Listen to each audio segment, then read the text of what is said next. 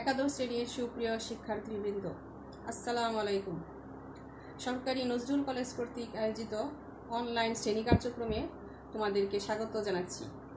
আজকে ক্লাস উপস্থাপনায় তোমাদের সাথে আছি আমি মঞ্জিলি ফিহানা, প্রভাষক বাংলা, সরকারি নজরুল কলেজ, ত্রিশাল, ময়মনসিংহ। আশা করি তোমরা যে যেখানে আছো ভালো আছো, সুস্থ আছো। আজকে তোমাদের সাথে আলোচনা করব বাংলা প্রথম পত্র নিয়ে। আজকের আলোচনার বিষয়বস্তু বাংলা কবিতা সোনার তরী, কবি রবীন্দ্রনাথ ঠাকুর। এখন দেখো, তোমাদের যেহেতু সৃজনশীল পদ্ধতিতে প্রশ্ন হবে এবং সেখানে তোমাদের বহু নির্বাচনী এবং জ্ঞানমূলক প্রশ্ন থাকবে, সেই জন্য তোমাদেরকে সর্বপ্রথমেই কবি পরিচিতিটা খুব ভালোভাবে শিখে নিতে হবে। কবি পরিচিতির মধ্যে আমরা সাধারণত দেখতে পাই কবির জন্ম, কবির উল্লেখযোগ্য সাহিত্যকর্ম, পুরস্কার, বিভিন্ন দিক থাকে। এইগুলি তোমরা বই থেকে খুব ভালোভাবে পড়ে নিবে। তারপরেও তোমাদের সুবিধার্থে আমি রবীন্দ্রনাথ ঠাকুরের কবি পরিচিতি তোমাদের সাথে কিছুটা আলোচনা করছি। প্রথমে রবীন্দ্রনাথ ঠাকুরের জন্ম বলতে হয়। জন্ম সম্পর্কে বলতে উনি 1861 খ্রিস্টাব্দে 7 মে কলকাতার জোড়া চতুর্দশ সন্তান। মাত্র 14 বছর বয়সেই ওনার মা মারা যায়। তার পিতা দেবেন্দ্রনাথ ঠাকুর দেশ ভ্রমণে বিভিন্ন জায়গায় ঘুরে বেড়াতেন। সাধারণত উনি বাড়িতে থাকতেন না, যার জন্য দেখা গেছে রবীন্দ্রনাথ ঠাকুরের ছোটবেলা পরিবারের গৃহদের কাছে কেটেছে। ওনার ওইরকম প্রাতিষ্ঠানিক শিক্ষা ছিল না। তাকে বিভিন্ন সময়ে বিভিন্ন স্কুলে ভর্তি করানো হয়েছে, কিন্তু তার পড়াশোনায় স্কুলের বন্দি জীবন উনি মেনে নিতে পারছিলেন না। পরবর্তীতে তাকে বাড়িতে গৃহশিক্ষক রেখে পড়াশোনার ব্যবস্থা করা হয়। তারপরেও দেখা যায় যে প্রাতিষ্ঠানিক শিক্ষা উনি পান নাই, ঠিক আছে। তারপরেও রবীন্দ্রনাথ ঠাকুর বিশ্বভারতী নামে একটা বিশ্ববিদ্যালয় প্রতিষ্ঠা করে গেছে। রবীন্দ্রনাথ ঠাকুর এক অসামান্য প্রতিভার অধিকারী ছিলেন। উনি বাংলা সাহিত্যের প্রায় অনেক শাখায় বিচরণ করেছেন। উনি নাটক, ছোট গল্প, প্রবন্ধ, উপন্যাস সাহিত্যের এরকম কোনো শাখা নাই যেখানে উনি বিচরণ করেন নাই।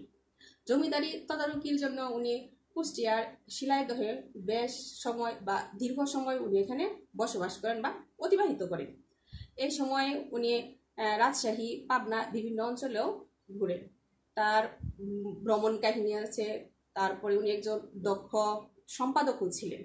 এখন রবীন্দ্রনাথের দেখো উল্লেখযোগ্য কাব্যগ্রন্থ, দেখো উল্লেখযোগ্য কাব্যগ্রন্থ: মানসী, সোনার তরী, চিত্রা, খনিকা, বলাকা, পুনশ্চ, জন্মদিনে, শেষ লেখা ইত্যাদি। কাহিনী কবিতার সংকলন, কথা ও কাহিনী। এটা হলো একটা ভিন্ন স্বাদের রচনা। উনি 1941 খ্রিস্টাব্দে 7 আগস্ট জোড়াসাঁকুর ঠাকুর বাড়িতে মৃত্যুবরণ করেন। এখন দেখো, সোনার তরী কবিতা সম্পর্কে বলতে গেলে প্রথমেই আমাদের যে কথাটা বলতে হয় সেটা হলো এটা একটা রূপক কবিতা। এখন তোমাদের মনের স্বভাবতই প্রশ্ন জাগতে পারে যে রূপক কবিতা কি? দেখো, রূপক কবিতা সংজ্ঞাটা দেখো, যে কবিতায় কোনো পরোক্ষ ঘটনা বা বিষয়বস্তুকে সামনে এনে তার আড়ালে বাস্তব কোনো থিম, ভাব বা দর্শনের বহিঃপ্রকাশ করা হয় তাকে রূপক কবিতা বলে। আমি আবারও বলছি, দেখো, যে কবিতায় কোনো পরোক্ষ ঘটনা বা বিষয়বস্তুকে সামনে এনে তার আড়ালে বাস্তব কোনো থিম, ভাব বা দর্শনের বহিঃপ্রকাশ করা হয় তাকে রূপক কবিতা বলে। তাহলে রূপক কবিতাটা কি? আমি যদি আমার মতো করে তাহলে বলতে হয় যে একটা কবিতায় যে কোনো একটা পরোক্ষ, মানে যেটা সাধারণত থাকবে, পরোক্ষ ঘটনাকে সামনে এনে এর আড়ালে একটা প্রত্যক্ষ ঘটনাটা এর আড়ালে থাকবে, আর এনে যেটাকে দেখানো হয় সেটাকে বলা হয় রূপক কবিতা। তোমরা মূল পুরা কবিতাটা পড়লে তোমরা আরো স্পষ্ট করে বুঝতে পারবে যে রূপক কবিতাটা কি। এখন দেখো যে এর রূপক কবিতার দুইটা অর্থ, একটা হলো সাধারণ অর্থ আর একটা হচ্ছে অন্তর্নিহিত অর্থ। একটা সাধারণ অর্থ আর একটা অন্তর্নিহিত অর্থ। এখন আজকে আমরা এই রূপক কবিতার সাধারণ অর্থটা দেখব। এখন তোমরা যারা আসো ক্লাস করছো তোমাদের সামনে বইটা খুলে বসো, তাহলে তোমাদের কবিতাটা আমি পড়াইলে তোমাদের বুঝতে সুবিধা হবে।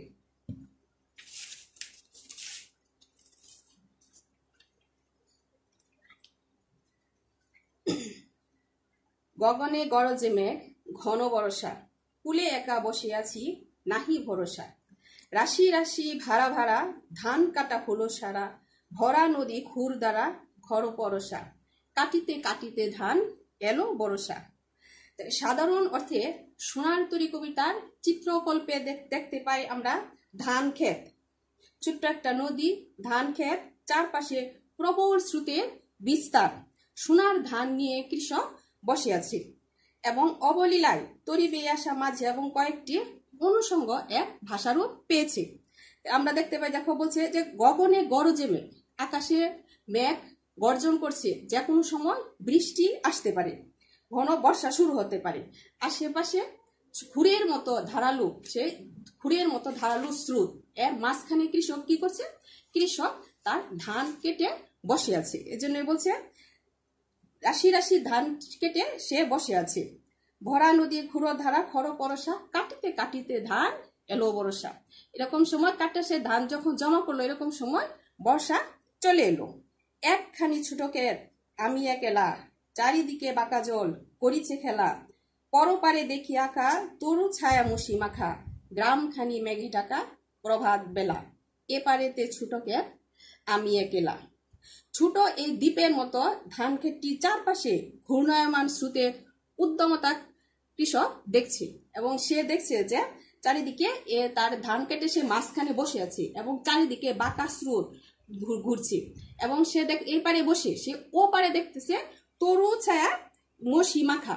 ও পারে সকালবেলার যে গ্রামখানি সে দেখতেছে যে মেঘের অন্ধকারে গ্রামখানাও অন্ধকারে ছেয়ে গেছে।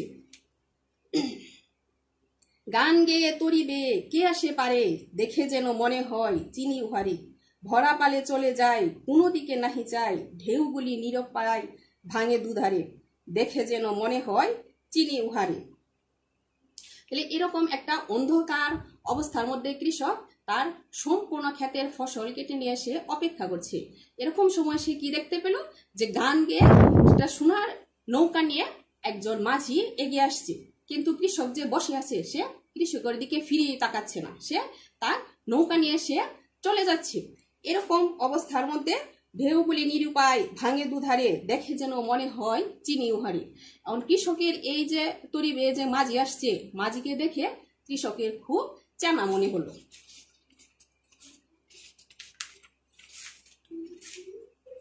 ওগো তুমি কোথা যাও কোন বিদেশে, বারেক ভিড়াও তরি কুলেতে এসে, যেও যেথা যেতে চাও যারে খুশি তারে দাও, শুধু তুমি নিয়ে যাও ক্ষণিক হেসে আমার সোনার ধান কুলেতে এসে। এরকম সময় কৃষক কি করলো? সে এই মাঝিকে ডাক দিল, বলল নির্বিকার সে মাঝিকে বলল যে তুমি কোথায় কোন বিদেশে চলে যাচ্ছ, এদিকে একটু তোমার নৌকাটা এদিকে ভিড়াও, এসে আমার এই সোনার ফসলটুকু তুমি একটু ধানগুলি বা সোনার ফসলগুলি তোমার নৌকায় করে তুমি একটু নিয়ে যাও। যত চাও তত লও তরুণী পরে, আর আছে আর নাই দিয়েছি ভরে, এতকাল নদী কূলে যাহা লয়ে চিনু ভুলে, সকলই দিলাম তুলে থরে বিথরে, এখন আমারে লহ করুণা করে। এখন কৃষক কি করলো? তার সমস্ত ফসল, তার সমস্ত ধান সে এই ছোট্ট সেই নৌকার মধ্যে তুলে থরে থরে সাজিয়ে বিছাইয়া দিল। কিন্তু তখন সব ধান উঠানো শেষে তখন সে খুব অনুনয় করে সে মাঝিকে বলল, এবার তুমি করুণা করে বা দয়া করে তোমার এই নৌকায় আমাকে একটু তুলে নাও, আমাকে একটু ঠাঁই দাও। তখন মাঝি বলল, দেখো ঠাঁই নাই ছোট সে তরি, আমারই সোনার ধানে গিয়েছে ভরি, শ্রাবণ গগন ঘিরে ঘন মেঘ ঘুরে ফিরে, শূন্য নদীর তীরে রহিনু পরে, যাহা ছিল নিয়ে গেল সোনার তরি। তখন দেখো কৃষক যখন অনুনয় বিনয় করে তাকে নৌকাতে একটু জায়গা বা একটু ঠাঁই চাইলো, তখন সেই মাঝি বলল ঠাঁই নাই, মানে এই নৌকাতে এই কৃষককে নেওয়ার মতো ফসলি নৌকা ভরে গেছে, কৃষককে নেওয়ার মতো এই নদীতে নৌকায় ঠাঁই নাই। এখন সে যদি এই কৃষককে আবার নৌকায় উঠায় তাহলে ছোট এই নৌকাটা কি হবে? ছোট নৌকাটা ডুবে যাবে। তখন এই জন্যই বলল সে, ঠাই নাই ঠাই নাই ছুটো সে তরি, আমারই সোনার ধানে গিয়েছে ভরি। শ্রাবণ গগন ঘিরে ঘন মেঘ ঘুরে ফিরে, শূন্য নদীর তীরে রহিন পরি, যাহা ছিল নিয়ে গেল সোনার তরি। তখন এই যে সোনার তরি তার সকল ফসল, কষ্টের ফসল, উৎপাদিত ধান সোনার তরি নিয়ে চলে গেল। আর এই কৃষক নিঃসঙ্গ একা একই এই নদীর তীরে পড়ে রইল। তাহলে তোমাদের আমি বলছিলাম যে এটা রূপক কবিতার দুইটা অর্থ, একটা হলো সাধারণ অর্থ, আরেকটা বলছিলাম অন্তর্নিহিত অর্থ। এখন আজকে তোমাদের সাথে আমি শুধু সাধারণ অর্থটা নিয়ে আলোচনা করব। তাহলে দেখো সাধারণ অর্থটা, এখন সারমর্মটা যদি বলি বা মূল ভাবটা বলি, সেটা দেখো কিরকম আসে। যে একজন কৃষক তার সোনালী ধান নিয়ে বসে আছে, তার সমগ্র উৎপাদন এই ধানটুকু তীরে বা মূল ভূখণ্ডে নিয়ে যাওয়ার জন্য নৌকা দরকার। সে নৌকার জন্য প্রতীক্ষা করতে থাকে। এমনই সময় এক বেপরোয়া মাঝি তার সোনালী নৌকা নিয়ে আসে। সে কৃষককে দেখেও চলে যেতে থাকে। কৃষকের অনুনয়ে সে ধান নিয়ে যেতে রাজি হয়, কিন্তু সেই ছোট্ট নৌকায় কৃষকের জায়গা হয় না। তার ফসল তীরে পৌঁছলেও তীরে পৌঁছাতে পারে না ব্যক্তি কৃষক নিজেই। তাহলে দেখো কৃষকের যে অবস্থাটা সেটাই হলো সাধারণ অর্থ। রূপক কবিতা আমরা যেটুকু পড়লাম এটা হলো সাধারণ অর্থ। এখন দেখো সাধারণ অর্থের মধ্যে দেখো এখানে আছে যে কবিতা আমরা কি দেখতে পাই, যেটা একটা বর্ষণমুখর দিন। বর্ষণমুখর দিন সাধারণত কখন হয়ে থাকে? বর্ষাকালে। বর্ষণমুখর দিন বর্ষাকালে চারদিকে কি আছে? নদীর ক্ষিপ্রগতি। তারপর আছে একটা দ্বীপ, দ্বীপের মধ্যে কৃষক মাঝখানে বসে আছে, তার চারদিকে যে বসে কৃষক নদীর পারে বা যে নিঃসর্গের অবস্থা, যে কোনো সময় বৃষ্টি আসতে পারে, অন্ধকার হয়ে গেছে, গগনে গর্জন করছে ইত্যাদির কথা বিবরণ দিচ্ছে। মাঝির নির্লিপ্ত আগমন, এরা কৃষক যখন অসহায় অবস্থায় তার ফসলের ধান নিয়ে বসে আছেন, এইরকম সময় একজন মাঝি আসলো। মাঝির নির্লিপ্ত আগমন, কিন্তু মাঝি কি করলো? মাঝি এদিক ওদিক কোথাও তাকায় না, সে তার মতোই চলে যাচ্ছিল। তারপরে দেখো চাষি মাঝিকে সমস্ত ফসল নেবার অনুরোধ করছে। তখন চাষি মাঝিকে ডেকে তরি ভিড়াইতে বলল, এবং মাঝি আসলো, তরি ভিড়ালো, এবং মাঝি থেকে চাষি তাকে অনুনয় বিনয় করলো যেন তার ফসলগুলি নিয়ে যায়। মাঝি তার নৌকায় চাষির সমস্ত ফসল নিচ্ছে। এক সময় আমরা কি দেখতে পাই, যে মাঝি তার সমস্ত ফসল নিয়ে যাচ্ছে, কিন্তু মাঝি একা নদীর পারে হতাশ ও নিঃসঙ্গ। কিন্তু এই সোনার তরীতে ফসলের জায়গা হলো, কিন্তু কৃষকের জায়গা হলো না। একা নদীর পারে চাষি একা নদীর পারে হতাশ ও নিঃসঙ্গ। তাহলে এটা দেখলাম আমরা যে কবিতার রূপক কবিতা সাধারণ অর্থ। আজকে তোমাদের সাধারণ অর্থটি আমরা দেখলাম। পরবর্তী ক্লাসে আমরা অন্তর্নিহিত অর্থ নিয়ে আমরা আলোচনা করব। তাহলে সেই পর্যন্ত তোমরা সবাই ভালো থাকো। আবার পরবর্তী ক্লাসে দেখা হবে, কথা হবে। সবাইকে ধন্যবাদ।